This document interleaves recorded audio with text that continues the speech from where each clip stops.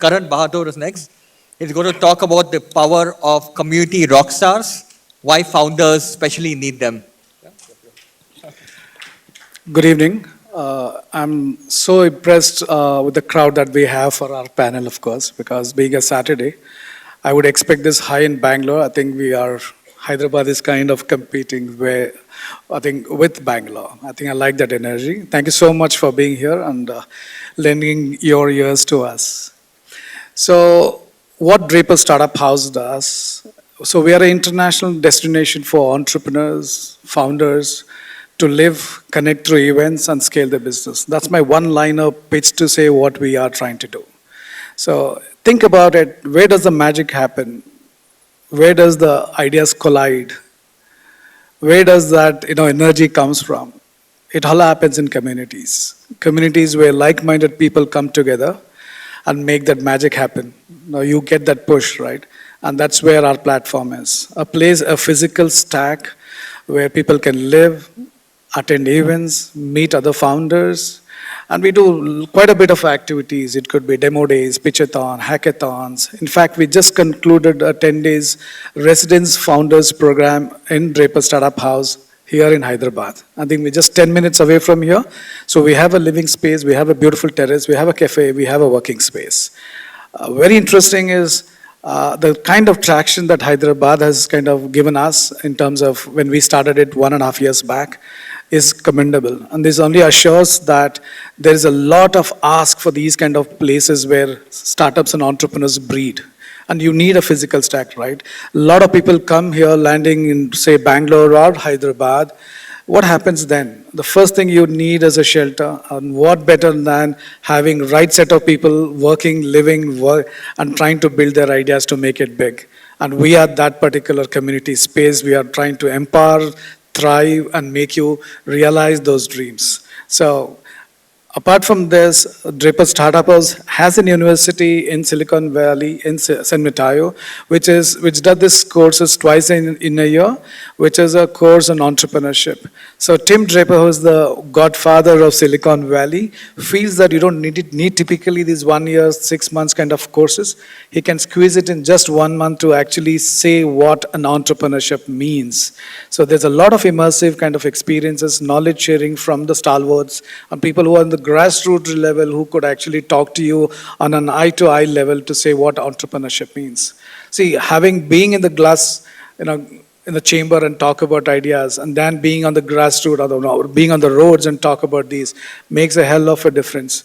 I think you have to understand the reality as founders. It doesn't come on books. When you really soak into this energy of people, understand the real statements and problems, is when that trigger and the magic happens. And you need to be supplemented or you need to be enabled. And this enabling is what the Draper Startup House kind of places kind of does. And this is our mission to probably have more startups in India. We are in 17 destinations. 5 months back, we launched in New York. 3 months back, we launched in Seoul, and we have done a soft launch in Kathmandu.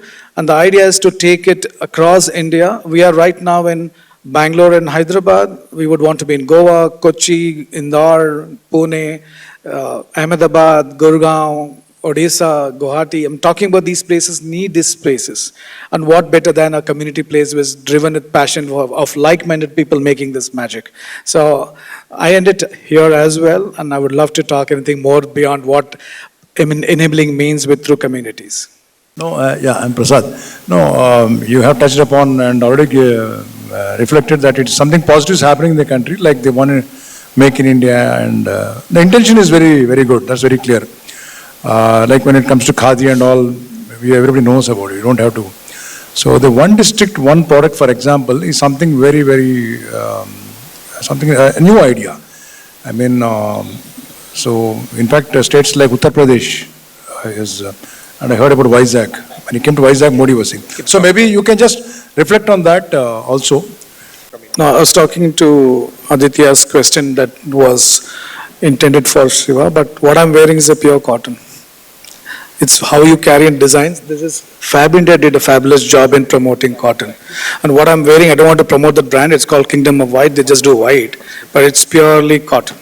And what I'm wearing also in my trousers is purely, it's how you carry, right? When you say consumption, when you said somebody told what you're wearing. In fact, somebody asked me, oh, you're wearing something cool. It's how you do it.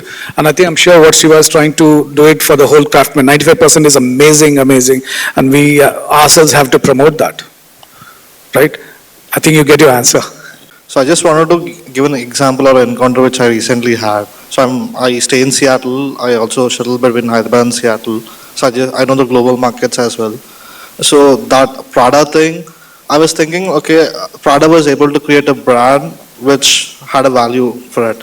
So how can Indian founders or Indian people can create a brand where we can sell the value? In the sense, I see Indians say that, okay, the same thing which we get for 100,000 rupees. But I say, okay, we should also learn how to sell our product globally and how can we bring a value out of it. So that's where my question is, like, how can Indian founders bring value when we are selling a product? It can be a khadi, it can be anything. Sure, we'll take the second question. Evening, sir.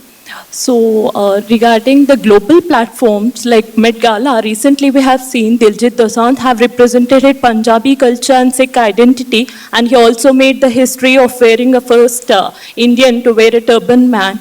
So, how can these platforms can be leveraged to protect and promote Indian handlooms and traditional craftsmanship by through celebrity endorsements or celebrity representation in this global fashion stage? So we'll take like final comments based on the questions with some takeaways from Hyderabad for the world. I think to answer to both of my panelists, Ram and Siva, you need community like us, right? Right, the enablement happens there. Think about the textile people who are in the eco-friendly and talking about sustainability. If you create these communities which kind of comes there, mingles, the intersection of these minds collide and the empowerment can happen there. But you need a place, right? And that's exactly what I thought way back in 2016, that a community can play important and a very impactful kind of enablement, right? And that should happen, that we can, right now we're talking about just technology. When you say startup, it inclines and tilts towards technology. But if you start parallelly create communities for these people, they also can come here, talk about it, get some inspiring stories, talk about the trends that's happening globally, talk about what is disrupting in this particular, we can adapt that, right?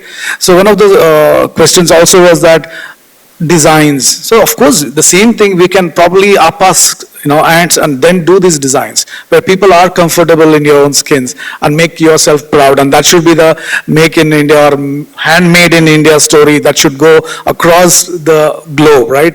A weekend happening, I think the 2 decades is going to be the decades for India. I think we should all focus on that and make it happen. I think everybody should be part of this kind of empowerment that you should happen for yourself and around you. So I feel communities like us can create amazing impact.